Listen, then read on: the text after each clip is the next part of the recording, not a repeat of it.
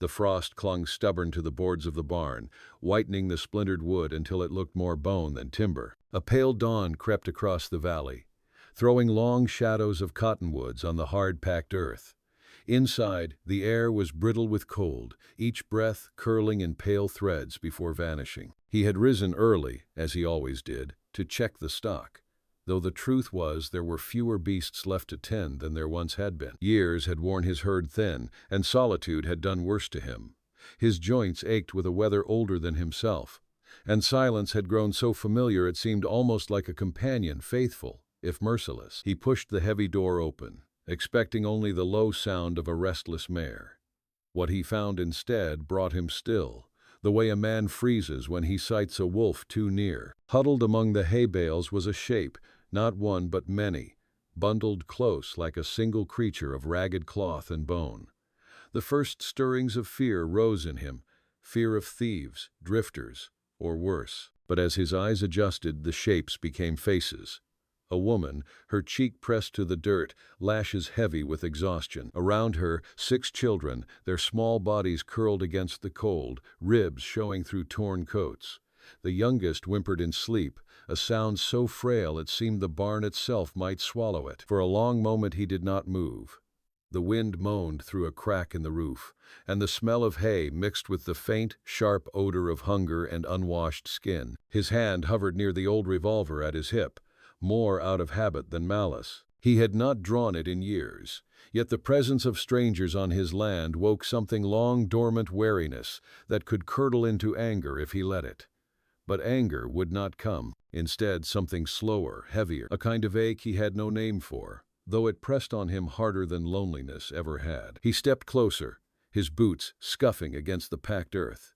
The woman stirred, half rising, eyes wide and wild as a cornered animal. Her hand reached instinctively for the smallest child, pulling him close, though her limbs shook with fatigue. There was no fight left in her, only fear, the kind that had burned so long it left behind nothing but ash. She looked at him as though waiting for judgment, as though she had trespassed into the den of some silent beast. He could not speak at first.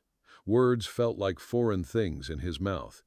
When finally they came, they were rough and spare. "You should not be here." His voice was low, cracking like a branch under weight.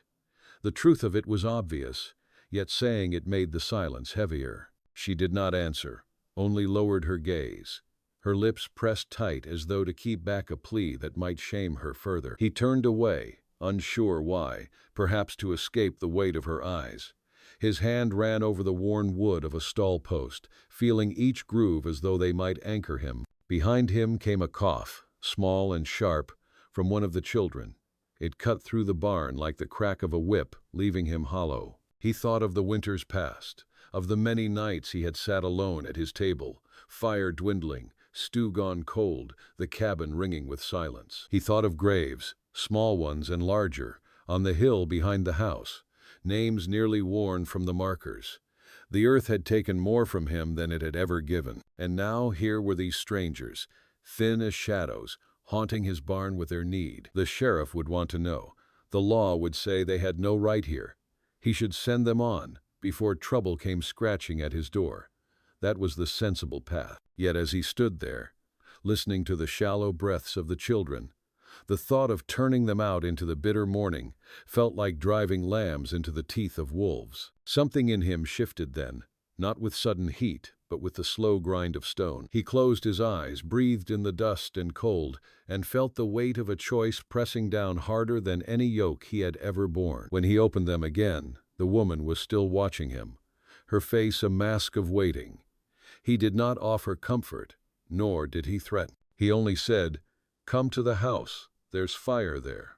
The words felt strange, as though spoken by some other man, yet once out, they could not be gathered back. For the first time in years, he felt the silence break not by sound, but by presence.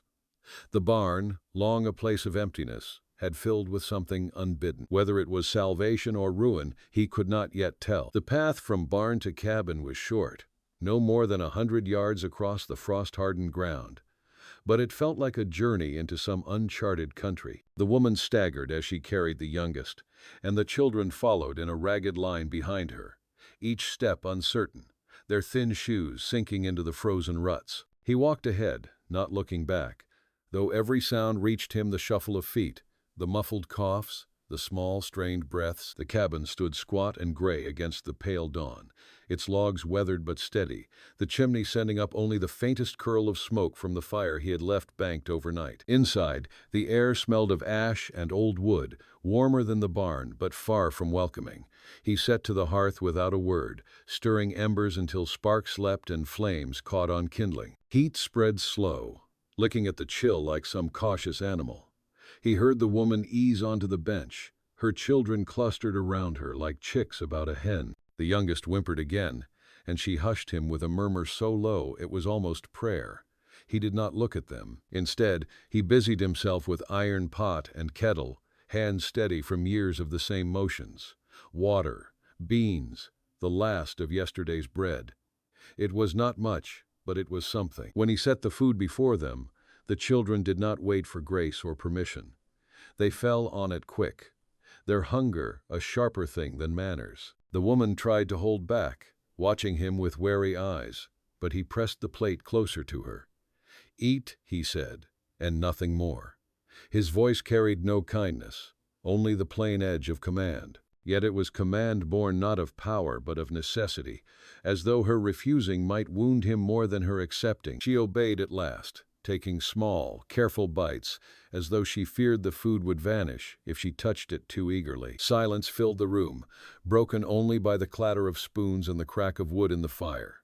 He sat apart, at the end of the table, chewing bread that had turned hard in the night. His eyes stayed on the flames, though his thoughts circled back again and again to the figures now gathered under his roof. Strangers, yet not quite strangers. Their presence gnawed at him, stirring memories he had long worked to bury. He remembered nights when laughter had filled this room, children's feet thumping the floorboards, the sound of a woman's humming as she bent over a cradle. All gone now, taken by fever and time, leaving him with nothing but walls that echoed back his solitude. The woman set down her spoon at last. Her hands trembled against the rough wood of the table.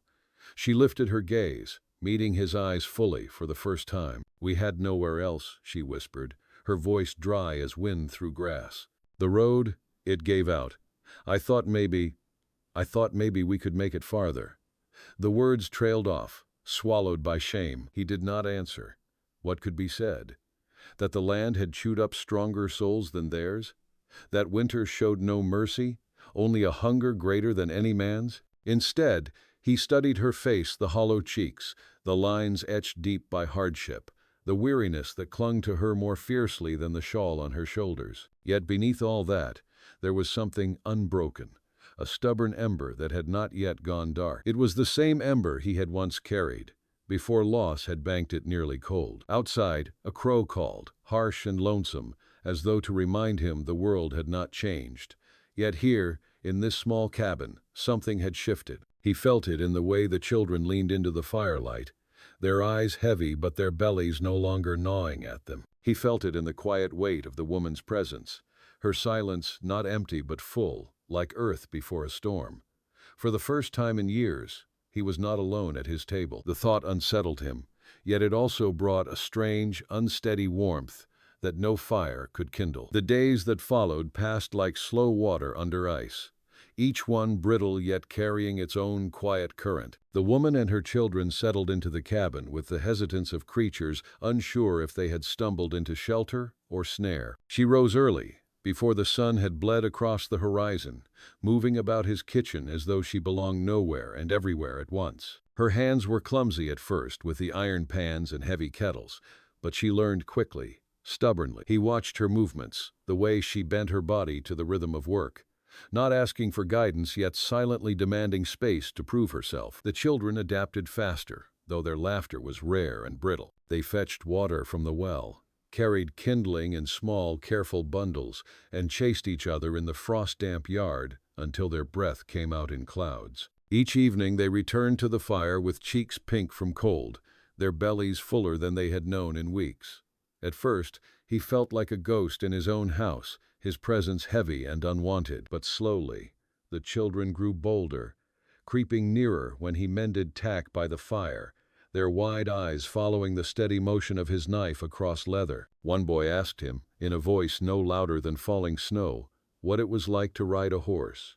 He answered with fewer words than he might have once, but the boy's eyes brightened all the same. The woman carried herself with the weight of someone who had endured too much and dared not trust the respite. At night, when the children had gone slack with sleep, she sat by the fire, shawl wrapped close, her face in half shadow. Sometimes she looked at him, studying him as though trying to decide what manner of man he was, what secrets hid behind his silence. Once, he caught her fingers tracing absent patterns against the wood of the chair, as though she were weaving something invisible, perhaps a prayer, perhaps only memory.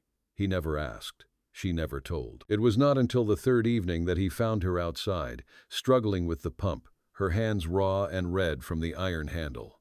The bucket tipped, spilling half the water she had wrestled up. She sank back against the post, breath ragged, eyes wet but stubbornly holding back tears. He stood there, watching her fight against the cold and her own frailty, and felt something inside him twist sharp, like wire pulled too tight. Without a word, he stepped forward, took the handle, and worked the pump until the bucket brimmed. He carried it inside for her, his boots heavy against the frozen ground. She followed close, silent, the children pressing at her skirts. That night, when she ladled stew into his bowl, her hand brushed his wrist, light as falling ash. Neither spoke of it, but the touch lingered longer than it should have. Later, as he sat at the table sharpening his knife, she asked him his name. Her voice was soft, steady, as though naming him would tether her and the children more firmly to this place. He told her, his name rough on his tongue from long disuse. She repeated it, slowly, as though tasting it, and for the first time, the cabin felt less like a tomb and more like something still alive. When the wind rose outside, rattling the shutters like angry fists, he thought of how easily he could have turned them away, sent them back to the road, left them to the mercy of wolves and weather. Instead, here they were, their presence shifting the air of the cabin, filling spaces that had long sat hollow. He did not call it mercy, nor kindness. It was something else, something more dangerous. It was a crack in the stone he had become, a fissure through which warmth began to seep. The thaw came slow, hidden at first beneath layers of frost and silence. Snow still rimmed the hills, but the days stretched longer, and the river ice began to loosen its grip. Inside the cabin, life pressed forward, in small, steady ways. He found himself adjusting without meaning to, splitting more wood than usual, hunting farther afield, filling the smokehouse with venison and rabbit. There was no thought behind it, only the knowledge that mouths needed feeding now, not just his own. The woman, whose name he had learned was Eliza, proved herself against the harshness of the place. She mended torn shirts with threads so fine it seemed spun from will alone. She coaxed life from a patch of earth behind the cabin, turning soil with hands still rough from travel, planting seeds she had carried in a small cloth bundle tied tight at her waist. Her children trailed after her like shadows, carrying water, fetching stones, their chatter breaking into the silence that had once filled every corner of his world. He watched her kneel in the dirt, hair falling loose from its knot, and felt something stir in him that was not quite memory and not quite desire, but some quiet blend of both. Evenings became a ritual. He sat at the table, mending gear or shaping wood, while the children dozed by the hearth. Eliza worked the fire, her face lit by flame, and sometimes their eyes would meet across the room.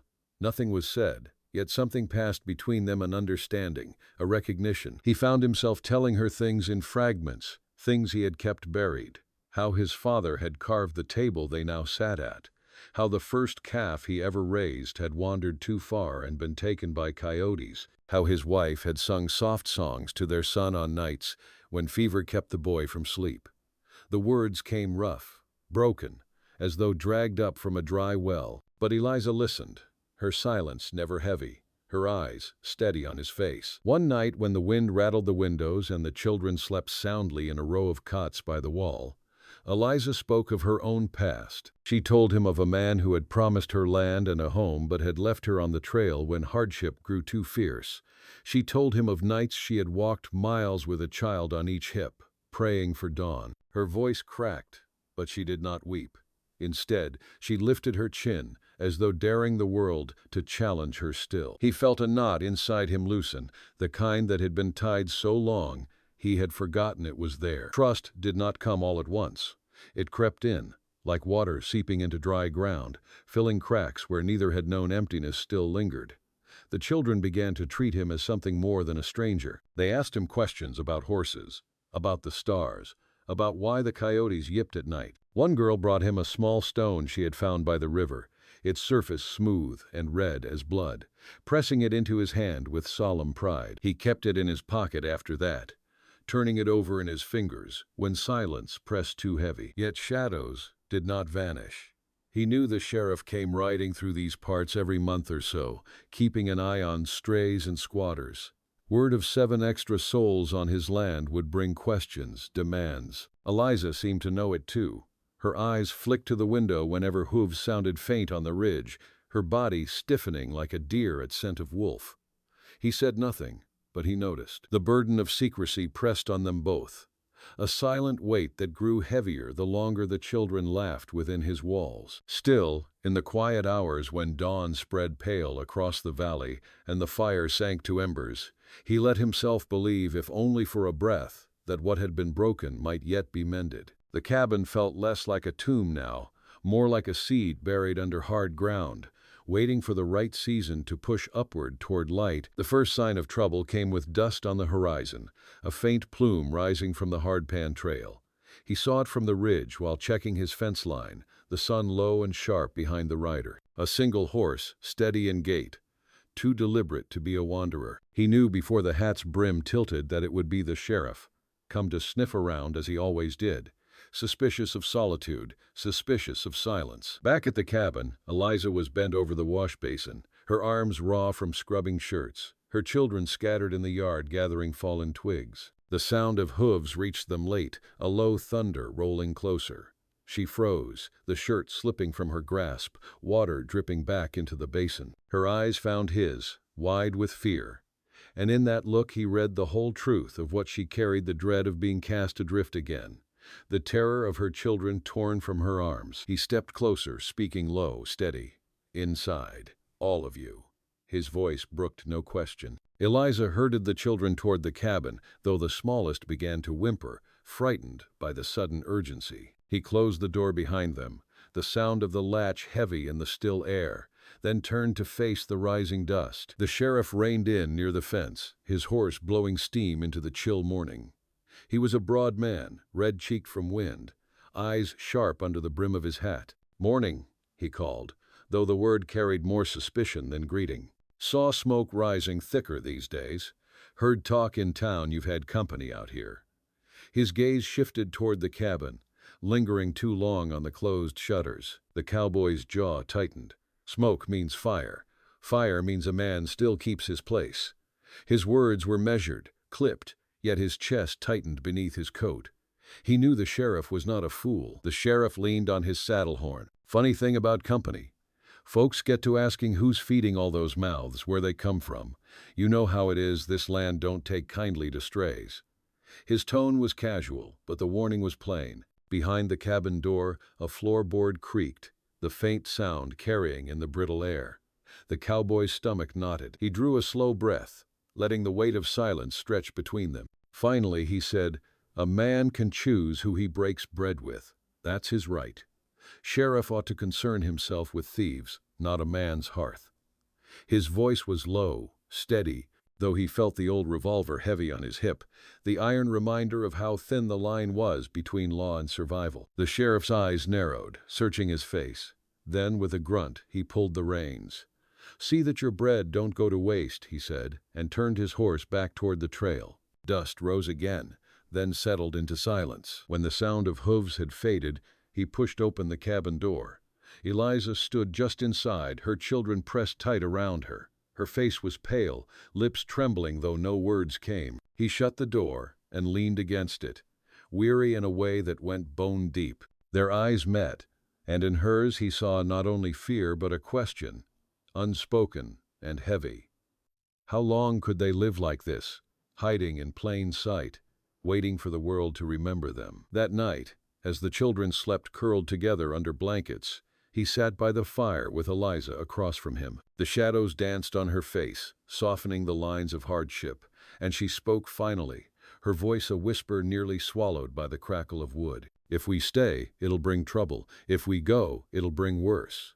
She looked at him then, steady, as though offering him the choice of which burden to bear. He stared into the flames, the memories of graves on the hill pressing at him, the echo of loneliness that had once seemed easier than this new weight. But when he looked at her, at the stubborn ember in her eyes, at the children who breathed softly in their sleep, he knew the answer had already taken root. Trouble or not, they were his now, as much as the land itself. The days after the sheriff's visit were uneasy, each sunrise carrying the taste of tension in the air. He rose earlier, saddling his horse before the frost had burned off, riding the fence lines with a watchfulness he had not known in years. The land itself seemed to lean closer, every crow call or distant crack of branch sharper, more urgent.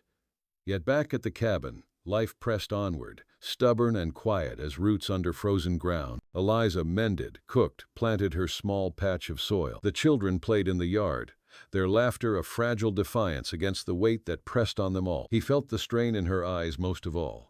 She moved through the rooms like someone braced for flight, glancing at the door as though it might swing wide with some unwelcome hand. At night, when the fire sank low, she would sit with her shawl drawn tight, her gaze fixed on the flames, her thoughts far off. Once, he found her standing by the graves on the hill, her hand resting on the wood of a marker. She did not speak when he joined her, but the look she gave him carried the weight of two souls bound by losses they could not name aloud. The turning came one afternoon when the eldest boy, thin, dark-eyed, restless, wandered farther than he should have. He was found by a neighbor, an old ranch hand who traded tobacco and rumor at the town's edge. By dusk, word was carried swift to the sheriff that the cabin up in the hills housed not one man but many. The knock came hard, urgent. He opened the door to find the sheriff again, 2 deputies at his back. Their boots carried the dust of haste, their faces set in suspicion. "You been hiding strays?" the sheriff said flatly, his eyes sliding past him to where Eliza stood with the children huddled close. "Law says vagrants have no claim here. They'll be taken into town, sorted proper." The words hit harder than any fist. Eliza's face went white, her hands clutching at the youngest child as though she could anchor him to the floorboards. The children began to cry, their voices small, breaking against the walls like waves against stone. He stepped forward, placing himself between them and the door. His voice was low, iron-bound. "They stay." The deputies shifted, hands near their belts, but the sheriff only studied him, lips curling. "You'd stake your land, your freedom on them?" He thought of nights when silence had been his only company, of graves too small on the hill, of winters spent with nothing but hunger for warmth. He thought of Eliza's hands in the soil, coaxing life from the earth, of the stone the little girl had pressed into his palm. He thought of the wordless understanding that had passed between them, fragile but real, like the first green shoot breaking through hard ground. "I would," he said. The words were plain, yet they filled the room like thunder. The sheriff's jaw tightened, his eyes narrowing. But something in the man's stance, or perhaps in the firelight flickering over the faces of children, softened his edge. With a grunt, he tipped his hat. "Reckon trouble come of this," he muttered. Then he turned, motioning his men back. Boots shuffled, dust stirred, and soon the only sound was the slow thud of hooves fading into distance. Eliza sank to her knees, arms wrapped around the children. He stood still as stone, the echo of choice ringing in his bone. The cabin felt different now, heavier yet more alive, as though it had been claimed not just by him but by all of them. For the first time in years, he did not feel hollow. He felt bound, tied by threads invisible yet strong. That night, as firelight played across the rough-hewn walls, Eliza reached across the table. Her hand found his, calloused and scarred, and held it steady. No words were spoken, none were needed. In that simple touch, the vow was made not of law, not of fear, but of choice. Outside, the wind carried the promise of spring, and inside, for the first time in many winters, hope burned warmer than the fire.